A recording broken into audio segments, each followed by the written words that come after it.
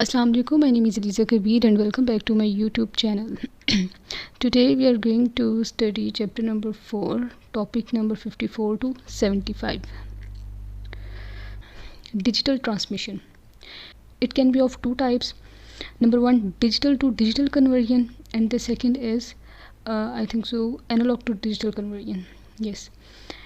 इसमें क्या होता है कि हम डिजिटल डाटा जो है उसको कन्वर्ट करते हैं डिजिटल सिग्नल में through any transmission medium.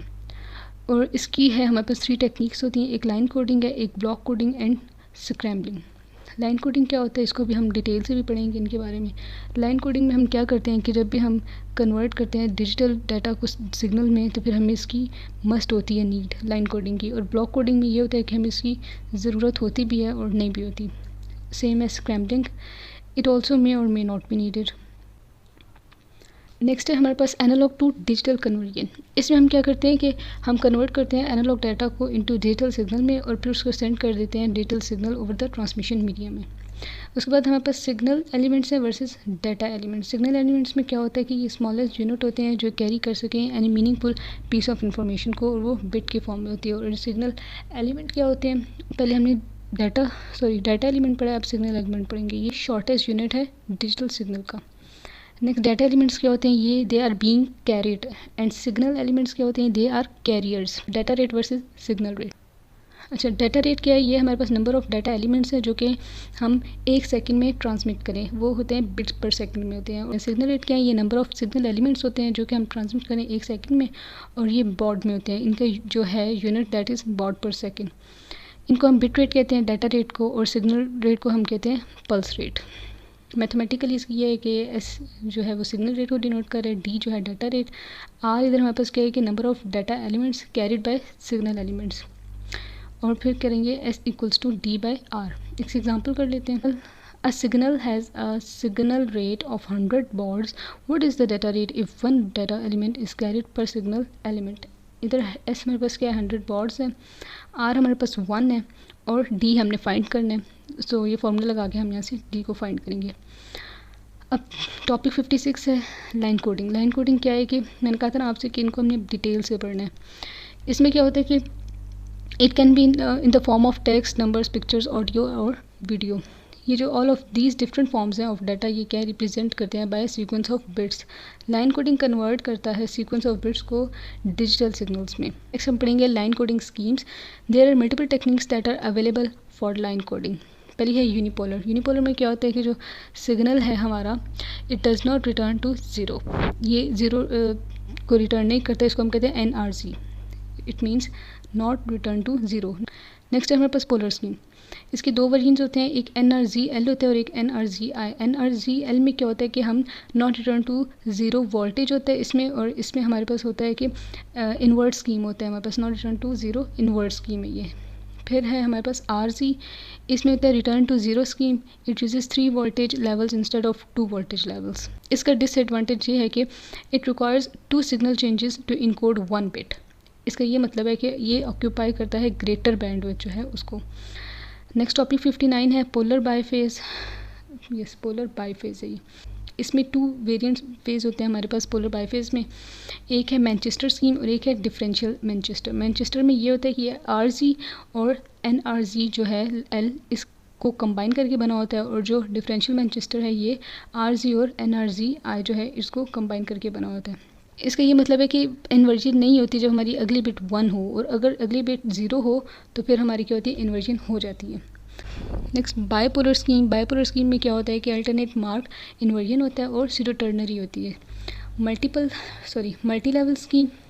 Multi level scheme में क्या होता है, ये इंक्लूड करता है 2B/IQ, 8B और 6T and 4D PAMF।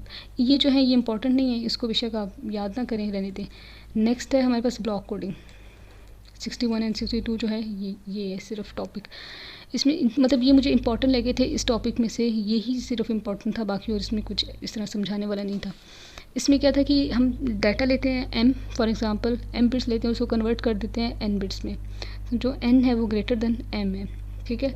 While converting this data we invert, हाँ, जब इस डाटा को हम लोग कन्वर्ट कर रहे होते हैं तो फिर हम इंसर्ट करते हैं कुछ एक्स्ट्रा बिट्स को इंसर्ट करते हैं, और उन बिट्स को हम कहते हैं रिडंडेंट बिट्स। जो कि सॉल्व करती हैं सिंक्रोनाइजेशन प्रॉब्लम जो है उनको सॉल्व करने के लिए। नेक्स्ट एग्जांपल है, we need to send data at a rate of 1 megabits, what is the minimum required bandwidth using a combination of 4b/5b and NRZI और मैनचेस्टर कोडिंग। डाटा रेट हमारे पास क्या है, 1 मेगाबिट्स पर सेकेंड, और हमारे पास 4b और 5b block coding जो है वो ये हमारे पास क्या है कि 4 bit group over 5 bit group है। इस तरह अगर जो हमारा डाटा रेट है इट विल गो अप, और जो हमारा डाटा रेट है it will be equals to 1.25 megabits per second. अगर हमारा डाटा रेट अप जाएगा तो ऑब्वियसली हमारा जो है सिग्नल रेट जो है वो भी it will also goes up. इसलिए हम जानते हैं कि जो मिनिमम बैंडविड्थ जो होगा it will equals to half the data rate. हम क्या करेंगे, डाटा रेट को हाफ कर देंगे, इसको डिवाइड कर देंगे 2 से, और फिर NRZI हमारे पास हो जाएगा 625 किलोहर्ट्ज़, और जो मैनचेस्टर है वो that is equals to minimum bandwidth of 1 megahertz. Next है स्क्रैम्बलिंग्स। अच्छा, हमने पहले पढ़ा था कि हम उसमें ब्लॉक कोडिंग में इंसर्ट करते थे, वो बिट्स करते थे। अब इसमें हम क्या इंसर्ट करेंगे, हम पल्सेस करेंगे और एक्स्ट्रा पल्सेस इंसर्ट करेंगे। लेकिन इस केस में क्या होता है कि जो नंबर ऑफ़ पल्सेस हैं ये इक्वल होती हैं to the number of bits that those bits pulses are replacing, इसलिए उनकी रिप्लेसमेंट हो रही होती है। इसमें AMI जो है यूज्ड होती है स्क्रैम्बलिंग में, और ये number of pulses equals to number of bits in sequence of zeros. Next है हमारे पास टाइप्स ऑफ स्क्रैम्बलिंग। इसमें क्या है, हमारे पास 2 कॉमन स्क्रैम्बलिंग टेक्निक्स हैं, 8B8CS and second is HTB3। इसमें क्या होता है कि it is bipolar with 8-0 substitution, और ये क्या है, it is high density bipolar 3-0 substitution. ये मोर कंजर्वेटिव है देन बाईपोलर 8-0 सब्स्टिट्यूशन से। और इसमें क्या क्या डिफरेंट सिचुएशंस हैं HTB3 में, और वो क्या है, इसके 2 रूल्स हैं। इसको आपने याद रखना है कि अगर number of non zero pulses after the last substitution is odd, अगर number of non zero pulses जो लास्ट सब्स्टिट्यूशन के हैं वो अगर ऑड हैं तो फिर उसको रिप्लेस करना है आपने V से। उसका जो लास्ट है ना, उसको आपने लास्ट डिजिट है उसको आपने V से रिप्लेस करना है। और सेकंड रूल ये है कि उसको आपने क्या, अगर वो इवन है तो फिर आपने B00V, B और V से रिप्लेस करना है। नेक्स्ट है एनालॉग टू डिजिटल कन्वर्जन। इसमें क्या कि 2 टेक्निक्स हैं। इसमें हमारे पास एक pulse code modulation and second is delta modulation. Pulse code में हमारे पास नेक्स्ट ऑनवर्ड्स 3 स्टेप्स हैं, उसको भी हम देखते हैं। डेल्टा मॉड्यूलेशन में क्या है कि DM ये सिंपल टेक्निक है। इसमें क्या होता है कि हम फाइंड करते हैं change from the previous sample. इसमें कोई कोड वर्ड जो है उसकी ज़रूरत नहीं होती। नेक्स्ट इसके सैम्पलिंग जो प्रोसेस है वो देखते हैं। इसमें जो TS है ना, इट इज़ सैम्पल्ड इंटरवल या फिर सैम्पल पीरियड भी इसको कहते हैं। आइडियल जो है ये मैं आपको उधर डायग्राम से समझाऊंगी, आपको उधर से इसकी सही समझ आ जाएगी, फिर आप इधर से रीड कर लीजिएगा। जी, इधर ये सबसे पहले आइडियल सैम्पलिंग है हमारे पास। ये क्या है कि दे आर सैम्पल डिफरेंट, ये डिफरेंट जो इंटरवल्स पे सैम्पल हुए हैं, और इसमें क्या है कि एम्पलीट्यूड जो हमारा है वो भी इनका मल्टीपल है और डिफरेंट है एक दूसरे से। यहाँ पे भी सेम ऐसे ही कि हमारा ये एम्पलीट्यूड जो है वो बिल्कुल डिफरेंट है, और ये हमारी जो है ये एक है इंटरवल बनी हुई, और ये second and third and fourth इस तरह करके। और इसको क्या कहते हैं, फ्लैट टॉप सैम्पलिंग। ये फ्लैट्स की फॉर्म में बना हुई है, फ्लैट टॉप सैम्पलिंग। बस इसको आप वहाँ से रीड कर लीजिएगा और बिल्कुल सिंपल से आपको आ जाएगी समझ।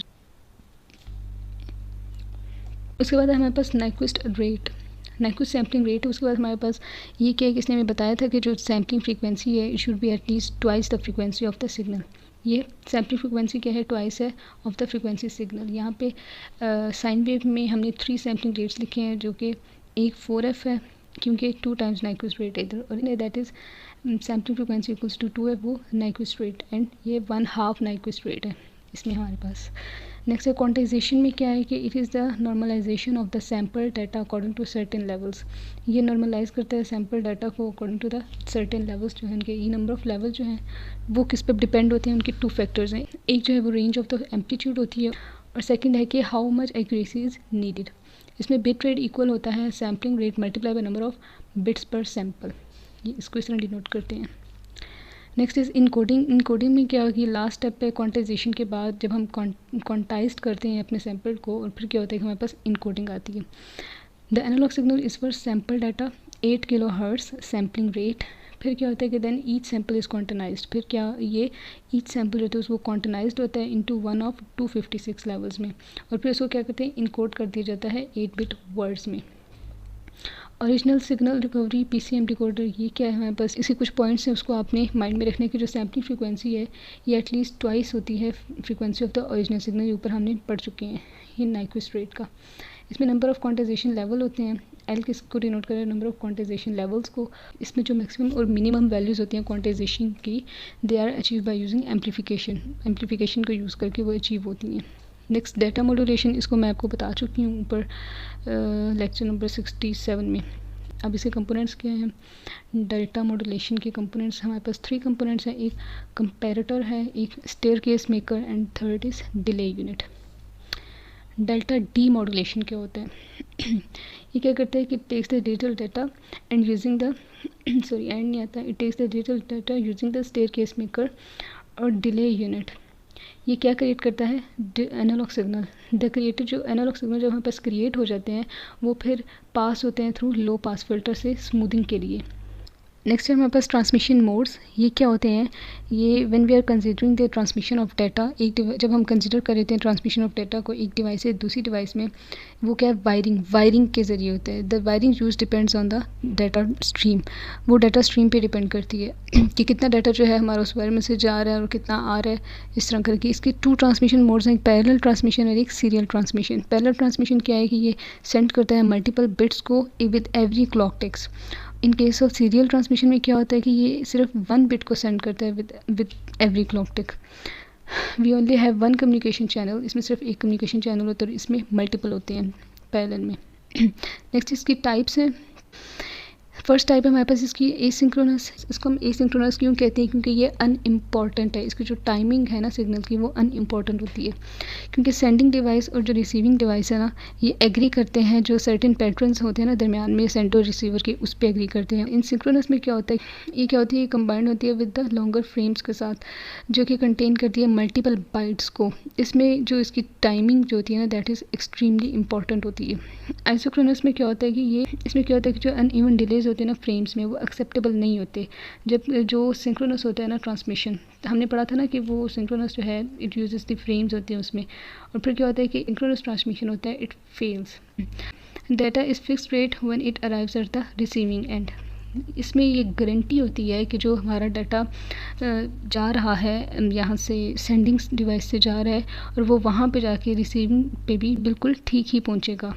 इधर हमारे चैप्टर का एंड हो गया, और इनको मैं ज़्यादा एक्सप्लेन इसलिए नहीं करती क्योंकि बिल्कुल सिंपल सी डेफिनेशंस मैंने लिखी हुई हैं। अगर आप इसमें एक जो है ना एक पॉइंट याद करने से सैम्पलिंग में आ गए, इसमें आइडियल सैम्पलिंग क्या है, इसमें एक पॉइंट भी याद कर लें तो बिल्कुल ठीक है। आपको कुछ थोड़ा बहुत आइडिया होना चाहिए कि इसमें क्या है। फ्लैट टॉप सैम्पलिंग मैंने आपको भी बताया कि उसमें क्रिएट करते हैं फ्लैट टॉप सैम्पल्स को जो कि सिमिलर शेप होती है उसकी, वो हमने भी देखी हुई थी। तो इस तरह करके बिल्कुल एक एक पॉइंट भी अगर आप याद करें, आपको कुछ तो पता होना चाहिए कि ये क्या है, क्वांटाइजेशन में क्या है। बस इसको एक दफ़ा रिवाइज़ कर लें और फिर इंशाल्लाह मिलते हैं नेक्स्ट लेक्चर में। तब तक के लिए अल्लाह हाफ़िज़ and thanks for watching smart learning with Aliza Kabir.